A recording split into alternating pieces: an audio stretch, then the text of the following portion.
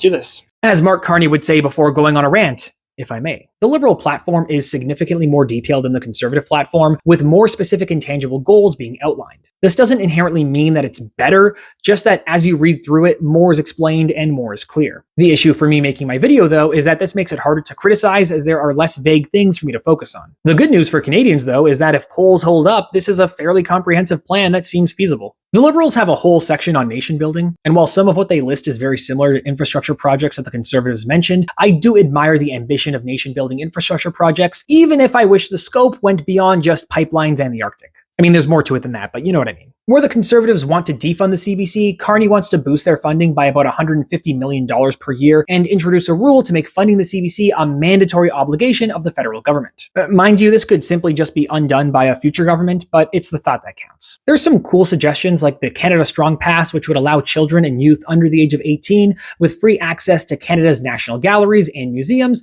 and free seats on Via Rail when they travel with their parents. I plan on going to Ottawa this summer. I plan to make use of that. They would also make access to national parks and historic sites free this summer for everyone. There's also a focus on increasing label transparency on Canadian-made products, something that I've been advocating for. While they haven't identified the exact system they want to use, I've always imagined a tier system. So like, for example, a silver maple leaf would be like 50% made in Canada, a gold maple leaf would be like 90% made in Canada, and a red maple leaf would be not only fully made in Canada, but owned by a Canadian business owner or corporation. I don't know, something like that. And ideally, this would be included on products similar to our dairy farmers logo, so that would allow you to be able to identify what's Canadian. I think beyond Trump, this is just something that we should permanently have. I'd buy Canadian more often if I knew how to. Both the Liberals and the Conservatives have a focus on meeting NATO targets, with the Conservatives targeting 2030 and the Liberals being a little cheeky by vaguely targeting before 2030. The Liberal military plan seems more comprehensive, but both plans generally touch upon the same overarching themes, including a strong Arctic focus. The Liberals also essentially want to create a Canadian DARPA, which is pretty cool. They would call it the Bureau of Research, Engineering, and Advanced Leadership in Science,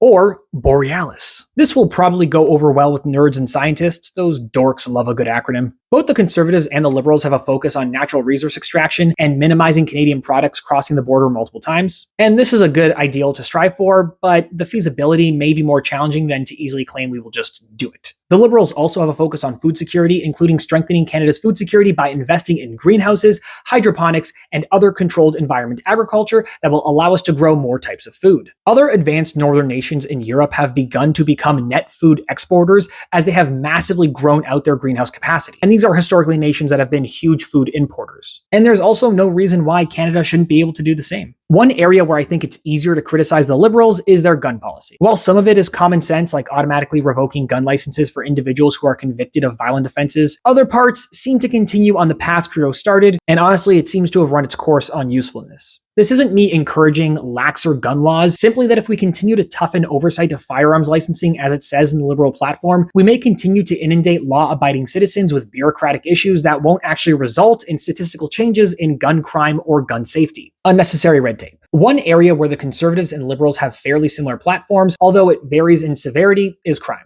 Part of the Liberal platform includes making it harder to get bail for those charged with violent car theft for a criminal organization, home invasion, and certain human trafficking and smuggling offenses. They would also seek to toughen sentencing guidelines so that they are stricter for repeat offenders for car thefts as well as violent and organized crimes. Once again, as I said earlier, stricter sentences don't typically result in better outcomes. But where the Liberals and Conservatives seem to agree that it might be is on organized crime, car theft, and violent crimes. These are both socially palatable to a wide array of voters and don't really appear on the surface to be overly punitive, although the Liberals are a bit softer on their tough on crime stance compared to the Conservatives overall. Both the Liberals and the Conservatives have almost identical stances on creating laws around deepfakes, and this is definitely an area in which our laws have been lagging. Both parties also have sections dedicated to protecting children from crime, with overall fairly similar stances. The Conservative platform, though, doesn't really mention the LGBTQ community at all outside of stating the need to protect women from trans individuals. Because of course.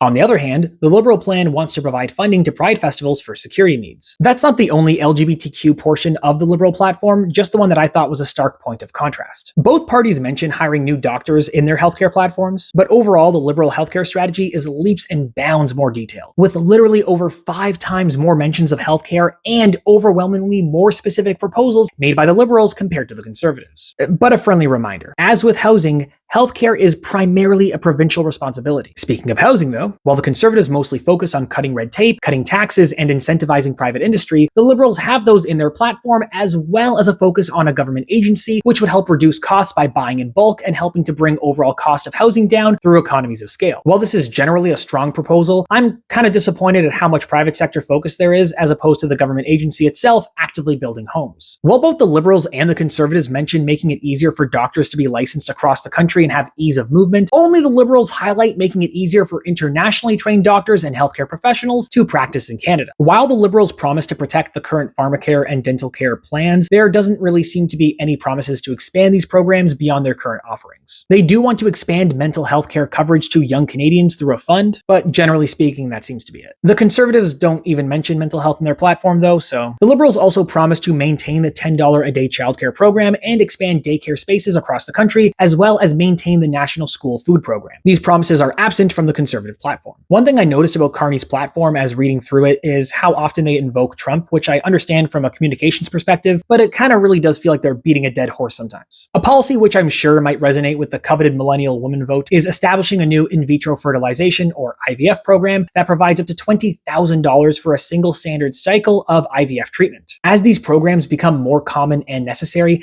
having them included in healthcare is incredibly important. And when it comes to AI, as far as I could tell, the Conservatives only mention cutting funding to AI initiatives, and this is compared to the Liberals, who made a massive section of their platform dedicated to future-proofing the Canadian economy through AI investments, like investing in our AI industries, not like hiring AI or whatever. The Liberals also talk about renewing and enhancing our free trade agreements with partners, as well as looking at tax fairness and corporate tax rates. Nothing specific though, so it's hard to say if these are inherently good, neutral, or bad. Okay.